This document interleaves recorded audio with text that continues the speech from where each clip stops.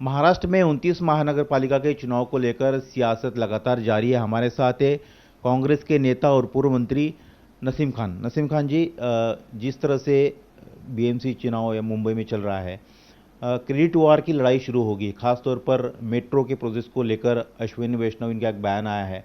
वो कह रहे कि तत्कालीन आपकी जो सरकार थी एमवीए की, उद्धव ठाकरे उसके मुखिया थे, एक हिस्से को जो है जानबूझकर रोक के रखा, जिसके कारण प्रोजेक्ट की कॉस्ट भी बढ़ गई और अलग से डेपो बनाना पड़ा। तो प्रोजेक्ट पर अड़ंगा लगाने का काम तत्कालीन जो है सरकार कर रही थी, उद्धव ठाकरे और कांग्रेस करती है।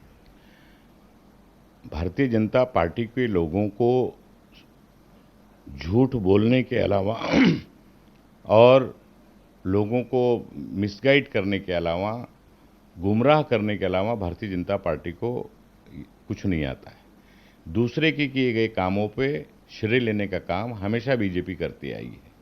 मुंबई में इंफ्रास्ट्रक्चर जितना भी आपको आज दिखाई दे रहा है, वो सारा का सारा कांग्रेस विकास आघाड़ी की जब सरकार थी, 99 से लेकर 2014 तक सारा रोड मैप तैयार करने का काम एमयूआईपी योजना के तहत सारी चीज़ शुरू की गई थी। स्वर्गीय विलासराव देशमुख जी जब मुख्यमंत्री थे और यूपीए सरकार के समय किया गया था।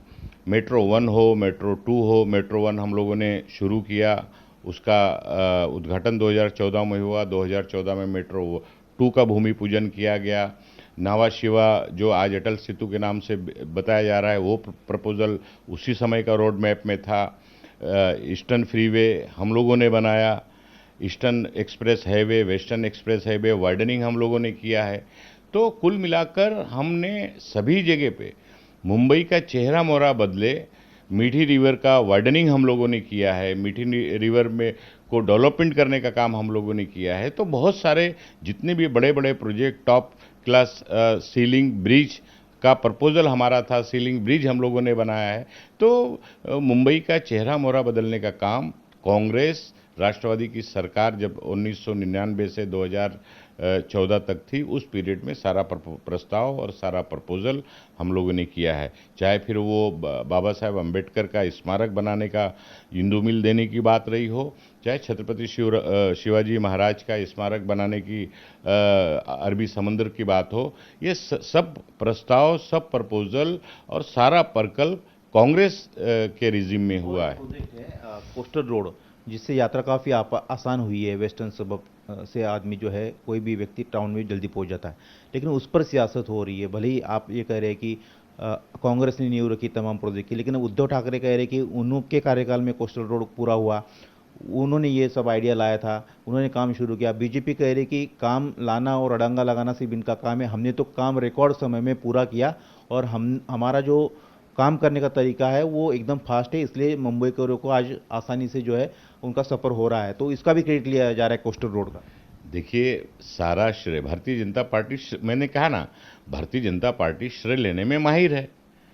चाहे केंद्र सरकार की चलाई जाने वाली योजनाएं हो, चाहे महाराष्ट्र में गरीबों को मदद करने के लिए राजीव गांधी आरोग्य जैसी एक ऐतिहासिक योजना महाराष्ट्र में लाई गई हो, चाहे डेवलपमेंट की बात हो, जब भी इस तरह की योजनाएं कांग्रेस की सरकार लाती है, तो उसमें बाद में थोड़ा लाली पाउडर लगाकर, हेर फेर कर नामांतरण करके, नाम बदलकर उस योजना का श्रेय भारतीय जनता पार्टी हमेशा सत्ता में आने के बाद लेने का काम करती है। ये उसी का एक हिस्सा है। दूसरी बात है कि आपका और वंचित बहुजन आघाड़ी का एक गठबंधन हुआ है, और उस गठबंधन में जो सीट शेयरिंग का फॉर्मूला था, आप 165 से सीट लड़ रहे थे, वो 62 सीट लड़ रहे थे, लेकिन 16 सीट पर जो है उन्होंने ऐन वक्त पर कहा कि हमारे पास उम्मीदवार नहीं है और सीट कांग्रेस को वापस दे दी। इसके कारण कांग्रेस को भी दिक्कत हो गई कि उम्मीदवार नहीं है, ऐन वक्त पर कौन उम्मीदवार ढूंढे। क्या हुआ है और क्या किया जाएगा उसको लेकर? नहीं, अब गठबंधन की राजनीति में सीटों का आदान प्रदान होते रहता है। वंचित आघाड़ी को ज़्यादा से ज़्यादा सीट, जो सीटें चाहिए थी, मैक्सिमम सीटें उनको दी गई थी। अब उनके पास उम्मीदवार नहीं था, उन्होंने वो सीटें कांग्रेस को वापस की, लेकिन समय निकल जाने के कारण अगर कहीं सीटें ब्लैंक रह गई हैं, तो वहाँ पे जो भी कांग्रेस की विचारधारा को मानने वाला उम्मीदवार होगा, उस पर पार्टी उसको समर्थन देने की सोच सकती है। तो जो निर्दलीय होगा या किसी अन्य जो बीजेपी या जो महायुति के साथ नहीं होगा, उसको आप समर्थन दे सकते हैं अभी? उस पर विचार करेंगे, उस उम्मीदवार को देखेंगे, उसकी नीति देखेंगे, छवि देखेंगे और मुंबई कांग्रेस उस पर फैसला करेगी। लेकिन नुकसान तो हो गया है कि 16 सीटों की, 16 सीटें मतलब कम आंकड़ा नहीं है। नहीं, बिल्कुल आपकी बात सही है कि वो सारे के सारे सीटें जो मित्र पक्षों को दिया गया है उन्होंने फिल करना चाहिए था। अब थोड़ी कहीं कमियां रह गई हैं जिसके कारण ये हुआ है और हम लोग उस पे देखेंगे। कोई भी सीट पे ब्लैंक ना जाए। बीजेपी शिवसेना युति के खिलाफ मजबूती के साथ कांग्रेस पार्टी अपने महागठबंधन के साथ लड़ रही है और जहां जहां ऐसी परिस्थिति होगी उसका कुछ ना कुछ रास्ता निकाला जाएगा। नसीम खान जी, जिस तरह से बीजेपी पर आरोप लगते हैं कि वो मुसलमानों को टिकट नहीं देती, इस चुनाव में उन्होंने चाहे मुंबई हो या फिर लातूर हो और भी कई महानगर पालिका में मुस्लिम कैंडिडेट्स उतारे हैं, उसको लेकर अब सवाल उठाए जा रहे हैं। आपको क्या लगता है इन जो उम्मीदवार उन्होंने उतारे हैं? खान महापौर नहीं बनेगा ये बोलने वालों से पूछिए। हिंदू मुसलमानों में की जो बात करते हैं, नफरत पैदा करने की जो राजनीति पिछले 2014 से इस देश में चरम सीमा पे बढ़ाने का काम करने का काम भारतीय जनता पार्टी के नेता कर रहे हैं। ये उन्हीं से सवाल आपको करना चाहिए कि लातूर में आपने 10 से 12 मुसलमान कैंडिडेट क्यों उतारे हैं? मुंबई जैसे शहर में मुस्लिम उम्मीदवार क्यों दिए हैं?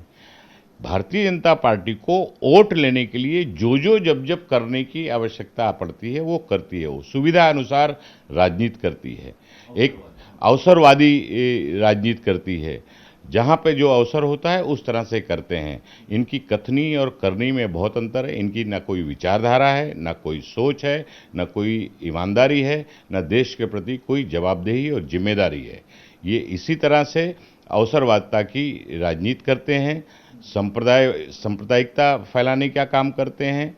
बटोगे तो कटोगे एक तरफ नारा लगाते हैं और दूसरी तरफ मुसलमानों को उम्मीदवार देते हैं ताकि उनके जरिए वोट ली जा सके।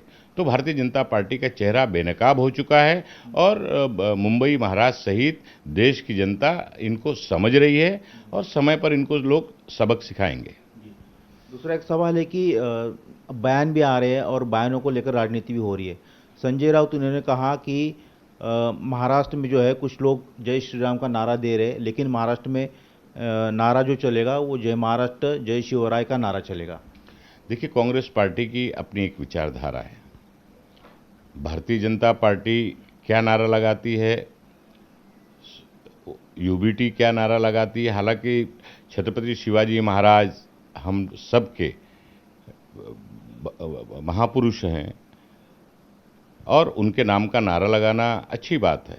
मर्यादा पुरुषोत्तम राम का नाम का नारा लगाना अच्छी बात है, लेकिन इन सब का नारों का उपयोग करके राजनीति की रोटी सेकने का जो काम भारतीय जनता पार्टी पूरे देश में कर रही है वो गलत है। जी, अब देखिए आखिरी समय अभी बचा है और 3 बजे तक जो है फॉर्म वापस लेने हैं। कितनी मशक्क़त है? कई जगह हमने देखा कि बगावत ज़्यादा देखने मिल रही है, ख़ास तौर पर बीजेपी में ये देखने मिल रही है पूरे महाराष्ट्र भर में। ये देखिए, ये लोकल बॉडी का इलेक्शन है और भारतीय जनता पार्टी तो सबको चॉकलेट बांटते रहती है, चॉकलेट बांटने में माहिर है। चाहे वोट लेना होगा तब भी चॉकलेट बांटती है, उम्मीदवारी देना होगा तो अपने कार्यकर्ताओं को चॉकलेट बांटती है और बाद में सबको धोखा देती है। ये भारतीय जनता पार्टी का इतिहास रहा है और इसीलिए वही रिएक्शन भारतीय जनता पार्टी के अब कार्यकर्ताओं में दिखाई दे रहा है। हर वार्ड में बगावत है। भारतीय जनता पार्टी के बहुत सारे कार्यकर्ताओं ने उनके नेताओं पर आरोप भी लगाया है। तो ये जो सच्चाई है वो सामने दिख के आ रही है। जी, आप लोग जो है कब से चुनाव प्रचार शुरू करने जा रहे हैं? क्या बड़ी सभाएं होंगी? कौन कौन नेता आएंगे? कुछ तय हुआ है अभी? नहीं, बहुत सारे महाराष्ट्र के सभी नेता 29 की 29 महानगर पालिका के चुनाव की तैयारी महाराष्ट्र कांग्रेस ने और मुंबई में मुंबई कांग्रेस ने मिलकर मजबूती से की है और इसीलिए अलग अलग तरह का गठबंधन किया गया है, सेकुलर ताकतों के साथ